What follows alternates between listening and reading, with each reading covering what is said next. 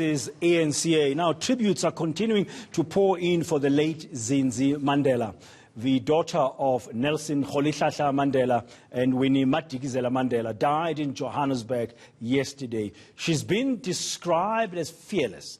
In 1985, Mandela delivered a speech on behalf of her father in response to the then President PW Botha.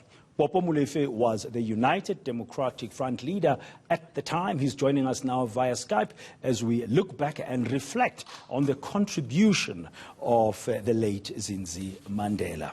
Popo Molofe, good morning. Thank you very much. Just saying those words, the late Zindzi Mandela, even 24 hours after the news broke that she's no longer with us, is a little bit like, is it real? Is it real? How did you, let's start there, receive the sad news? Well, the news of the passing on of Ambassador and Comrade Zindzi Mandela really came as a shock, truly saddening and mortifying news. One would not have expected her to leave this part of the world at such a young age. Clearly, her departure represents a great loss to South Africans, to those who have been a part of the struggle for freedom and who have known her and have known the family closely, including her parents. Now, if we go back to 1985, that moment at the Jabulani Amphitheatre in Soweto, when she read that famous letter, which was later headlined by the African National Congress internally and in exile as the I Shall Return speech by Nelson Mandela, when he was rejecting the conditional offer of release by PW Botha. I mean, one of the conditions was that he must renounce the armed struggle. What do you recall about that time? Then the context was that the United Democratic Front had been in existence for less than 2 years, preceded by mass mobilization, building of grassroots organization, youth, women, trade unions. By that time, we had rendered the apartheid reform strategy unworkable. So the system was beginning to collapse. The African National Congress, through the voice of President Oliver Tambo, had issued a statement calling on the masses to make the country ungovernable. So it was increasingly becoming impossible for the apartheid government to govern. And therefore, the strategy at the time was to try and isolate Nelson Mandela in jail, present him as if he was collaborating with the apartheid government. And of course, there were lots of attempts to persuade him to agree to a release based on conditions that he would renounce violence, but he would also agree to go to the Transkei. They presented Mandela as a moderate and President Oliver Tambo as a radical who was militant, who simply wanted violence. So that was a strategy that was attempting to divide our country, to divide the movement. And Nelson Mandela saw through that, because when he penned that letter that you were involved in getting Zindzi to read, I mean, he was very forthright that he would not sell out. He was very clear he was not going to sell out, and he did indeed in that letter say that Oliver Tambo has been my friend and comrade for over 50 years, and there are no differences politically between me and Oliver Tambo. And what do you remember about Zindzi's role? Zindzi was, well, we had formed the Soweto Youth Congress. Well, I was older, I couldn't be a member, but I remember joining the young people of Soweto to go to Zindzi to persuade her to be part of the Youth Congress. And ultimately, we did get her to agree to that.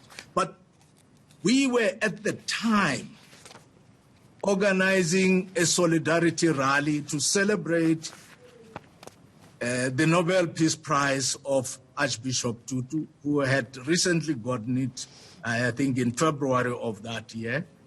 The other aspect was that of the attempt by the regime to discredit Dr. Alan Busak, who was a patron of the United Democratic Front. We thought that that rally that we organized at the Jabulani Amphitheater represented the right opportunity for President Nelson Mandela to reply to the letter, the machinations of PW Botha. So we spoke to the lawyer of Mr. Mandela, Ismail Ayob at the time, and the family, Zindzi and Mama Winnie Mandela, to say that this is the moment where the message of President Mandela should be presented. And we thought the most impactful way in which it could be done would be to get her daughter to read the message. It was therefore on that occasion that the letter, the answer to Botha, was read by Zindzi Mandela. I mean, some of us were sitting far from the country at the time. I was in Mozambique, and we were listening to this coming through the radio waves and hearing about it. And that moment stood out as a really powerful one because, in a way, President Nelson Mandela was sitting in prison, had the opportunity for the first time in decades to address the people of the world directly through then that letter read by Zindzi. How impactful, in your view, looking back now, 35 years on, was that moment at the Jabulani Amphitheater? It was a very significant letter. Firstly, the impact was that it reassured the fighters, the combatants of Umkhonto weSizwe, that their commander was still committed to the struggle to attain freedom through the armed means, and secondly, that he was not about to sell out. Thirdly, he remained committed to the values that he upheld until he went to jail. Nothing had changed about him, and that he was not going to compromise for expediency in order to get out of jail. And Zindzi Mandela proved a very worthy deliverer of that message, because after that she went on to play also a very important role in her own right as a freedom fighter. No, certainly she did so. I mean, she worked through the Soweto Youth Congress and continued to do work as part of the underground because the mother was very much involved in the underground work of the African National Congress. Thank you very much, Popo Molofe. They're just looking back at that moment 35 years ago when the late Zindzi Mandela, who passed away yesterday, read that very important, significant letter from her father, who was sitting in prison when he was rejecting a conditional offer of release by the apartheid regime led at the time by PW Botha.